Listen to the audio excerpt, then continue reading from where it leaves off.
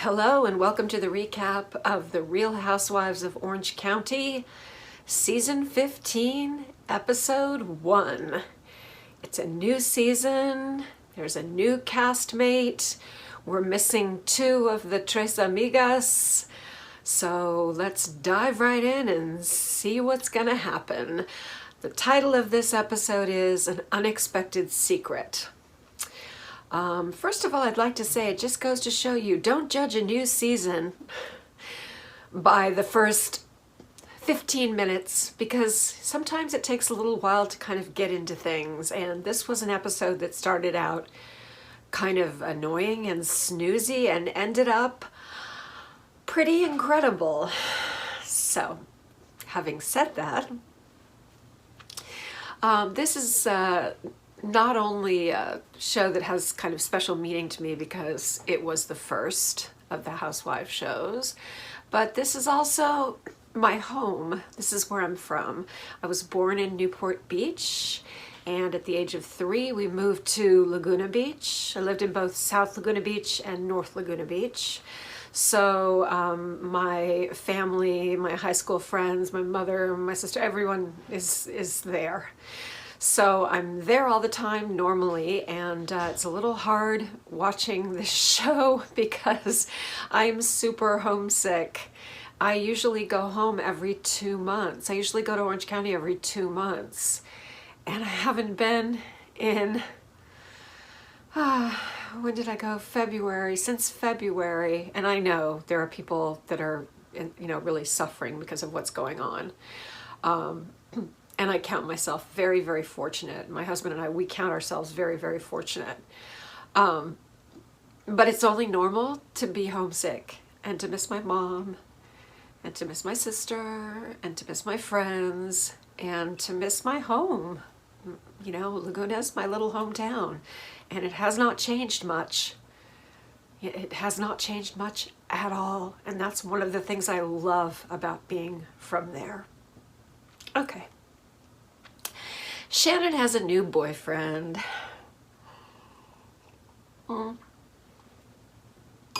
He's cute. He's much cuter than her ex. Not that that's everything, but he seems nice. He seems fun. She's really happy. Good for her. She's been through a lot. So, yes, good for you. You deserve a nice boyfriend. They are not living together. She's not in a hurry to do that. She's more the type to probably not live together unless, she's married, just because of the kids and all that. But apparently they both have 3 children, and the kids get along well, and her kids love him, and so it's it's working out pretty well. Okay. Kelly is with a Fox News reporter, which is perfect because she's all Trumpy and she's all about the conspiracy theories and the weird. She's Kelly. What are you going to do? But, the previous guy, Dr. Brian, was just kind of gross. So I guess this is better. Probably not politically, but I guess this is better. Anyway, she starts in right away. All we're going to see in her confessionals the whole season is her talking about how great sex is with this guy and how many times they have sex and how many different positions. And I'm so bored of that side of Kelly. I'm just so bored of sex and drinking Kelly. I'm pretty sick of her in general. But she looks good. She looks lovely. She's a pretty girl. I don't know what else to say. I'll try and say something nice at the beginning. Okay, so she goes with her boyfriend and her daughter Jolie to the fun zone.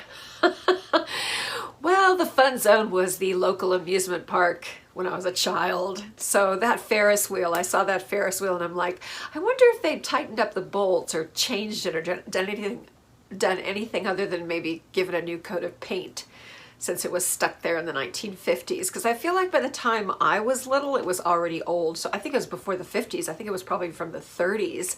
Balboa Island and Balboa Peninsula is old. I mean, old by American standards. I think it's like 20s and 30s they started building that for tourism. And yeah, that whole area just doesn't change. Balboa Peninsula, Balboa Island, which is adorable. If you're ever in the area of Newport Beach, go across this little bridge and go to Balboa Island, not Balboa Peninsula. That's more touristy. Balboa Island is also touristy, but it's just an adorable little village. It's just the sweetest thing. It's really, really cute. I miss it. I miss it. Okay. Anyway, but enough about me. Yeah, and actually, fun fact, my brother is a widow, and his wife, who passed away, was the heiress to the fun zone. Her family, I think, owned. Boy, did they own it, or did they just run it? Because I remember when we were being really snobby, we used to call Heidi a carny. I think they actually owned it. Yeah, they owned it. They owned it. But yeah, imagine my poor brother bringing a girl home to a family with 4 sisters who were all as snarky as I am. Imagine how fun that must have been for his girlfriends. Oh, God. Okay, and God bless Heidi, may she rest. She passed away. She froze to death. Yeah, one of these days I'm going to tell you about the fact that everyone in my family, not everyone in my family, a huge number of people in my family die young from really strange, dramatic ways that tend to sort of make the news, and I don't know what it is, but it's something. But I'm old already. I'm 58, so I've already made it past that. These accidents happen when you're like under 40, like between 20 and 40. So I think I'm okay. I think I'm okay. All right. Okay. Kelly's gonna stop in and see her psychic. That's great. If that makes you feel good, you know, that's great. You know, I think psychics, what they are, good ones, they're good psychologists. They read you, they know what you need to hear. Maybe they really are, you know, honestly, good people who are trying to help you. Some of them are con artists. I think most of them are scammers. I've never been to a psychic. I've never paid a psychic. I used to read tarot cards for fun, but then fun Halloween fact. Yeah, I used to read them for fun, but then I got really good at reading them. Like I had everything memorized and all the different possibilities, and then all my friends were bothering me to do it. And then I started realizing that they were listening to what I was saying. They weren't seeing it as a fun thing. They were like desperately believing it and then calling me and saying, "You've got to read my tarot cards. My boyfriend and I had a fight. You've got to read my tarot cards." And then I put them away. I think I gave them away, but I was like, no, I'm not doing this anymore. So that lasted about a year. And then I was like, nope, I'm not doing this anymore. Because I saw how people would get so obsessed over it. And, you know, please read my cards, please read my cards. And I was like, no, I don't want to know the future. I don't really want to know the future. Okay, all right. Again, Kelly just wants to talk about sex with him. Every confessional, every time we hear her speak, she's going to say how great he is in bed. Blah, blah, blah, blah, blah. Okay, this is going to be probably nonstop all season, so let's just get used to it. Okay. Gina lives in a townhouse in Rancho Mission Viejo, and it's really funny. I'm sorry, there's going to be a lot of reflections on my childhood, and I will try not to do this every show. It'll mostly just be the first show, I promise you. But when we grew up, you know, like on the beach, like we always lived like a couple blocks from, you know, the sand, like on the beach. We used to look at Mission Viejo as like, we used to call them inlanders. Inlanders, because they were on the other side of these mountains behind Laguna. And so, oh, you would never, like, you wouldn't date a guy from Mission Viejo. We didn't have friends from Mission Viejo. And it's not like back in those days, Laguna people were not so rich as they are now. I mean, there was a lot of money in Laguna and Newport Beach, always. But it wasn't like it is now, where only wealthy people can afford to live in Laguna Beach. When I was growing up, it wasn't like that. There were some middle-class people, upper middle-class people, let's say, and some rich people too. Anyway, so we were just so snooty about, Mission Viejo, Laguna Hills, And now it's really funny because those homes over those hills, the inlanders' houses, are millions of dollars. I couldn't afford to live in Rancho Mission Viejo. The houses are millions of dollars. Oh, I could afford, you know, Gina's little townhouse probably, but basically, you know, you could either get a beautiful, huge house in Miami, or you could get a townhouse in Rancho Mission Viejo in Orange County, because there's a huge differential in real estate prices. So I was just laughing. Anyway, she's living there with her new boyfriend, Travis, and they're living together with all their kids. I guess they also have 3, I forget how many kids she has. They all have too many kids. No, not too many, but just too many to keep track of. So I think they have like 6 kids between the 2 of them. So there's like 2 rooms full of bunk beds, because I think they only have like 3 bedrooms or something like that. So, but they're making it work. Okay. Oh, and Gina did buy the house, so she's very proud of that. And, you know, good for her. She's, I guess, still going through her divorce from, what's his name? I don't know. I think I've tried to forget him because that whole thing was not nice. Matt? I'll come back to it. We'll get back to that. Okay, now, Bronwyn lives, she bought a new house in Newport, and she bought an 8,000 square foot house. It has all kinds of unnecessary features, like a pirate ship for the kids to play in, and a disco, and a movie theater, and a special living room for the children upstairs. Here's the thing. It is cheesy. It's not a beautiful, elegant house. But then again, you know, she has, again, God, do I really have to count the children for the show? Oh God, what does she have? 7 kids? Yeah, so they did really need more space. They really did need more space, but it just seems like the house is very weirdly chopped up. I don't really like the style of it on the inside. It's kind of cold. It's weird. It's a very strange house to me. And just sort of plasticky, kind of like 80s, you know, when everything was like big plastic lucite sculptures and Nagel prints, like the cover of the Duran Duran album Rio, and yeah, and neon, and just Mylar. Did I say Mylar? That shiny foil stuff that all the wallpaper had to be Mylar. It's not my idea of a beautiful house, but I'm glad that they're in a bigger house for the sake of her and her husband and their 7 children. I don't know. Whatever. At that point, it's a tribe. Okay. My mom had 6 kids, so I'm not complaining about big families. Hey, I'm number 5, so if it weren't for big families, I wouldn't be here. If my mom and dad had just said, yeah, let's just have 2 and then call it quits, I wouldn't be here. So nothing wrong with big families. If you have the money, great. Okay. Now, apparently, you know, it's mentioned that Bronwyn lives right by Shannon's new house, so Shannon's in the same neighborhood, and Kelly is also about to move into that neighborhood. So Shannon and Kelly still hate each other for various reasons, which we won't go over all of them, but the latest being Kelly opening her mouth about the lawsuit between Mr. Bellino, Alexis Bellino's husband, and Shannon, and Kelly opened her mouth about it, and that's what Kelly does. She opens her mouth about things that she should not talk about. Okay, so Kelly picks up Bronwyn and they go to new housewife Elizabeth's beach house. She's not a housewife, she's actually an entrepreneur, and she is a divorcee who was married to an extremely wealthy entrepreneur. I guess he was worth, I read he was worth $300 million. And her personal net worth is $30 million because she has a couple of high-tech companies, one of which is not doing too well, but there's a couple other things that she bought in the kind of tech and entertainment world that are pretty good, steady sources of income for her. So even without her rich husband, she's done pretty well. I'm sure she got a divorce settlement too, but you know, she's obviously can make money on her own as well. Good for her. Okay. All right, so Elizabeth was already friends with Kelly and Bronwyn. Like I said, she's a single divorcee. She has quite a serious boyfriend.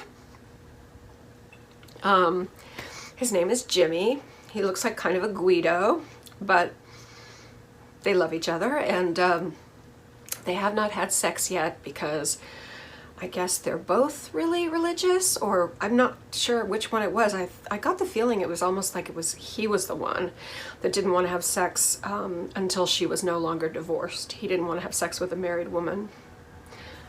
That's I think it was him, actually, which is okay. No, hey, I respect your beliefs. I respect your beliefs. Okay. She was really hurt by her ex because she always wanted to have kids. He never wanted to have kids. And then when they broke up, I'm guessing he left her for another woman. And then immediately, of course, as often happens, the first wife who's there when the husband is building his business and doesn't have time for kids, then he dumps her for the younger model. And then the younger model immediately, he wants to have babies with her. And that's what happened to Elizabeth. So that's not fun.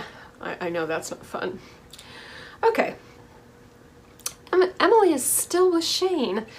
They're going out to dinner for their 11th anniversary. Obviously, last year was a very difficult year for them.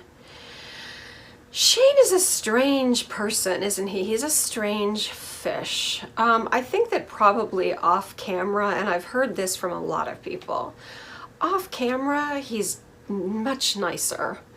He's actually a decent guy. He is very grounded, has a decent sense of humor. The whole show thing and Emily being a housewife of Orange County kind of throws him. I guess, I don't know. It's something that he's not good at appearing charming on camera. Maybe he's trying too hard to be cool and it makes him look like an asshole, which it does sometimes. He's dressed like a janitor and she looks like $1 million. She's wearing a black jumpsuit with a beautiful Gucci belt, and she's beautiful. Isn't Emily beautiful? With that hair and those lips and that beautiful, she's just big eyes. She's a beautiful, beautiful woman. Anyway, so she says that Shane has been much better lately. Like I said, I think that Shane and Emily really do love each other. I also think he's just not a demonstrative person. He doesn't like to show affection in front of people. Maybe not even when people aren't there. Some men just aren't like that. You know, not everyone's the same. And listen, I prefer this to Kelly, who's going to spend the entire season talking about, he did me so good last night. We had sex 3 times, and the third one, I was in a yoga position standing on my head, and that's going to get old really fast. Okay. All right. He asks something about, for some reason he brings up Bronwyn, and I guess because maybe she just saw her or something. Anyway, Emily says, look, Bronwyn drinks way too much. She did confront her about it last season, if you'll remember, saying, look, why don't you just act like yourself instead of being drunk, crazy Bronwyn? Because she does drink a lot. Okay, so Emily says, it's like Bronwyn drinks so much that our relationship is, by the virtue of her drinking, is a superficial relationship because I can't have a serious conversation with her when she's, woo, taking her boobs out and, that whole thing. Okay, Shannon literally walks across the street to Bronwyn's house, which is kind of funny, to come and visit her. And that's actually when we get the tour of the house, and yeah, and I see that. Okay, all right, okay. Yeah, money can't buy you class. Elegance is learned, my friend. Elegance is learned. That's not me singing. I can actually sing. That's the Countess Luann. And when I try and imitate her for more than 2 minutes, I get all hoarse because it's not easy to talk like that. But I won't be able to imitate the Countess. I won't be able to imitate Luann or sing her fabulous songs. Chic, c'est la vie. Chic, c'est la vie. I won't be able to do that for a while, so give me a break. This is my last chance. Okay. All right, Elizabeth, the new housewife, she comes from white trash in Missouri. She's very honest about that. She's like, yep, just Ozarks, buck teeth, hillbillies. She, I guess she was as soon as she got old enough, she realized, oh, there's another world other than this. And so she, I guess, was working in a cabaret. I don't know if she was singing or performing or something. And she met this guy who was an entrepreneur who ended up making hundreds of millions of dollars. I think he had money when she met him, but he wasn't rich. And then he got really rich in the 20 years or whatever it was they were together. So apparently she has a plane, and she's got a couple of, at least 2 beautiful houses, and she's doing okay in the money department. Like I said, her net worth is $30 million. I just happened to come across that. I'm not going to tell you everybody's net worth, but I just, I thought that was interesting because I found out that it wasn't just a settlement from the divorce. It was also, businesses that she had either bought out or started herself. Okay. So, now, after everyone else has been talking about how Bronwyn really needs to stop drinking, that people have been saying Bronwyn is she's too much of a drinker. Now Kelly's saying, God, if I had 7 kids, I'd drink more. She should drink more. So, Shannon comes over. So Shannon and Kelly are in the same room. Wow. Kelly gives Shannon a present, and I'm thinking, oh God, what is this going to be? What fresh hell is going to be in that box? But actually, it's an Uno game. It's the card game. And that's really cute because now Shannon is una amiga. Una amiga. She's not part of the Tres Amigos anymore. So, yeah, it's actually cute.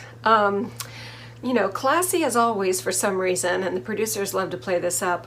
We have to listen to Kelly go off to the bathroom and tinkle, and then flush the toilet and wash her hands. And again, why are these shows so fond of poo-poo and pee-pee? And I don't understand why that needs to be on camera, but okay, whatever.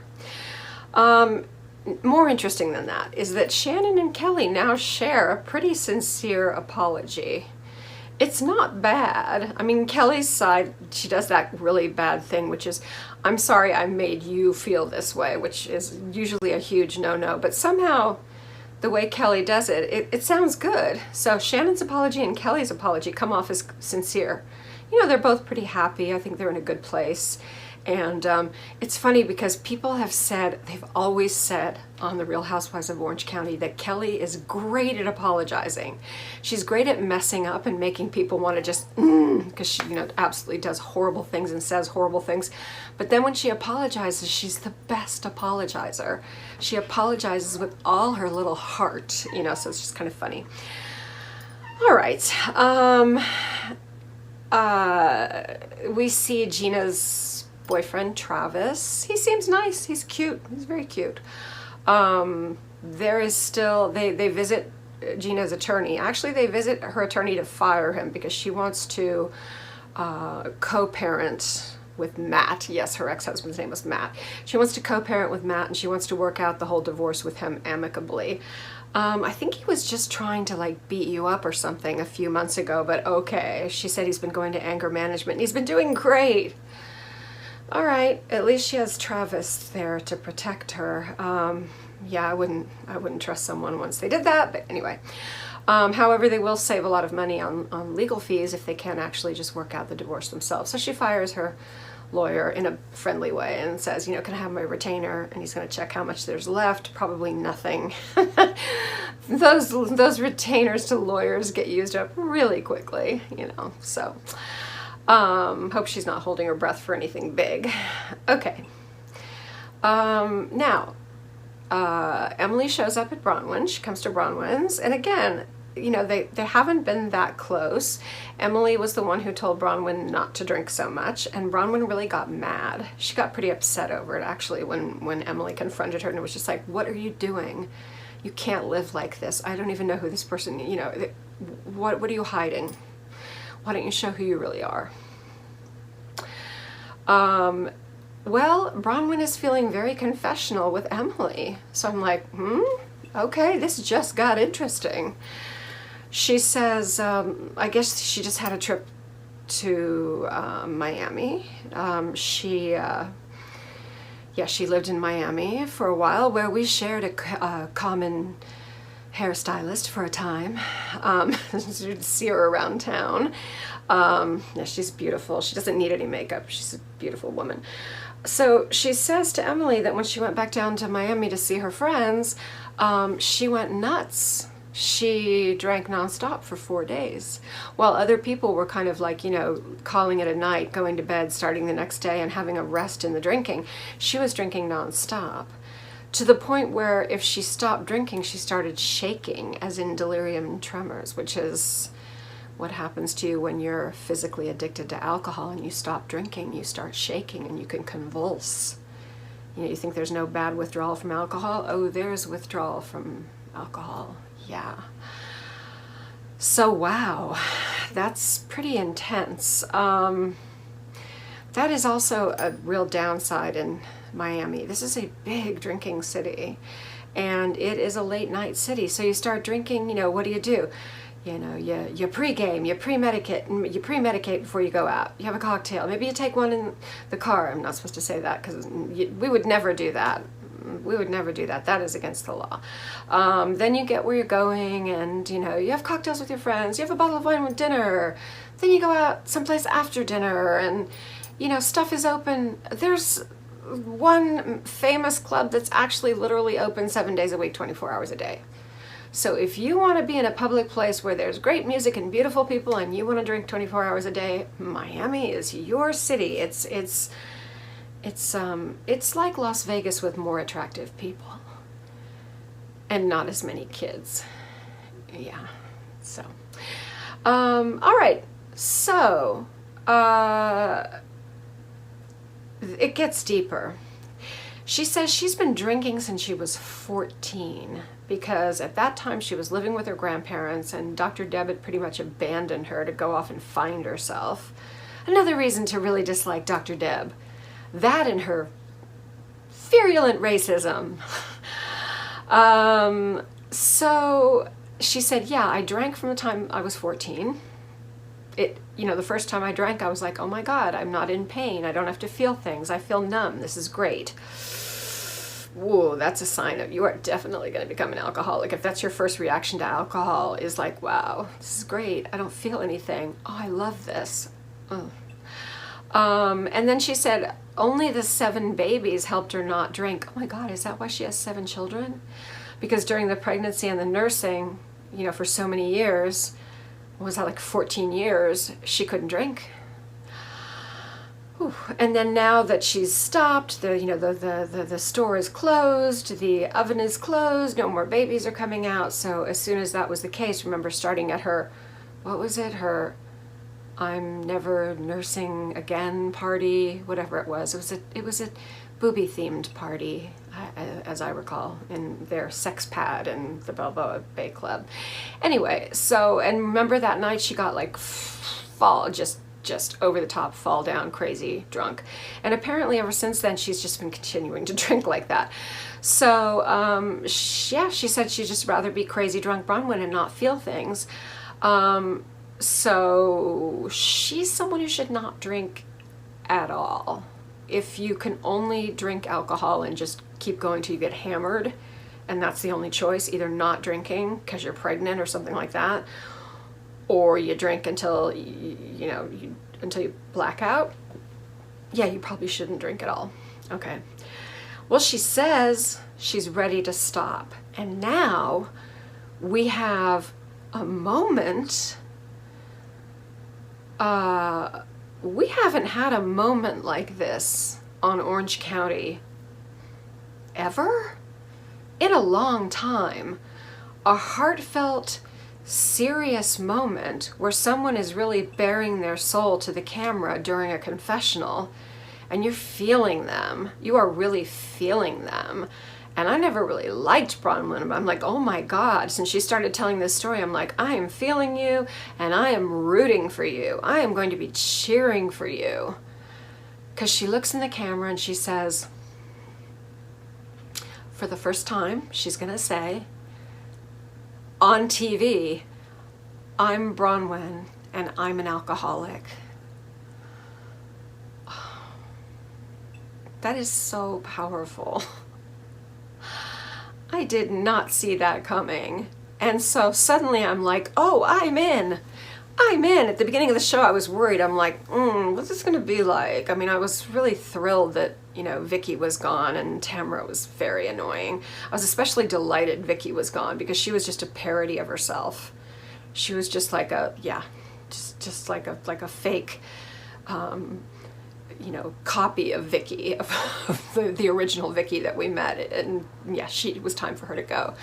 And Tamara also, it was time for them to go, but I am suddenly quite interested. So, I'm sorry that this episode 1 came out a little late. I had a couple things kind of come up, good things, but anyway, so the first episode is a little late, but I'm going to do the second episode very quickly so that I'll be caught up so that I can do the third one, you know, shortly after it airs. So in the next couple days, you'll have the next one out. And yeah, I think at first I was kind of like shifting gears. My mind is in Potomac because I love Potomac so much. And you know, you have to shift gears because yeah, Potomac, everyone's beautiful and they're young and they're, you know, it's very, very different. And I think also part of it is for me, as soon as they start showing the pictures of Moss Point and Treasure Cove and all my beaches in Laguna that I grew up on, and the Edge and Newport and Big Corona and Little Corona Beach, I'm just like, I want to go home.